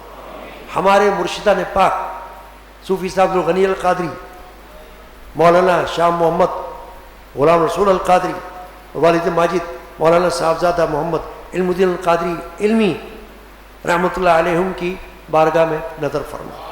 ان کی ارواح کو ثواب پہنچا, اور تمام پیر بھائی بہنیں اور تمام عزیز و اقارب خواتین حضرات جو تیری بارگاہ میں ان کے ارواح کو ثواب پہنچا. ہم سب کے نام اعمال میں اجر و ثواب داخل کر. یا اللہ بے روزگاروں کو حلال رزق عطا کر. یا اللہ بیماروں کو شفا عطا کر. مجھ گناہگار سمیت ہر ایک کی بیماری دور کر دے. ہسپتالوں میں گھروں میں جو بیمار ہیں ان کو شفا عطا کر. ہماری بہنوں نے ہماری ہمشیراؤں نے شفا کے لیے عرض کیا ہے, یا اللہ ان کو شفا عطا کر, صحت عطا کر. عزیز و اقارب میں سے جنہوں نے عرض کیا ہے ان کو صحت شفا عطا کر. آمین. اے اللہ جو بے اولاد ہیں جنہوں نے عرض کیا ہے ان کے نیک اولاد عطا کر, اولاد نرینہ عطا کر. شہدائے کربلا کے صدقے میں, سید الشہداء کے صدقے میں ان کے نیک اولاد نرینہ عطا کر، اور اے اللہ بچے بچیوں کے گھروں کو آباد کر، ان کو نیک جوڑے عطا کر۔ یا اللہ جہاں جہاں سے جن جن لوگوں نے عرض کیا ہے بچے بچیوں کے لیے، ان کو جلد سے جلد نیک جوڑے عطا فرما، ان کے گھر کو آباد کر دے، آمین۔ زوجین میں اور گھروں میں اتفاق محبت عطا کر، الفت و محبت عطا کر، رنجشوں کو دور فرما۔ یا اللہ آنے والی بڑی بڑی مجالس میں ہم کو حاضری کی توفیق دے، آمین۔ صلی اللہ تعالی علی سیدنا محمد وعلی آلہ وصحبہ وأہل بیتہ وعترتہ اجمعین برحمتک یا ارحم الراحمین بحق لا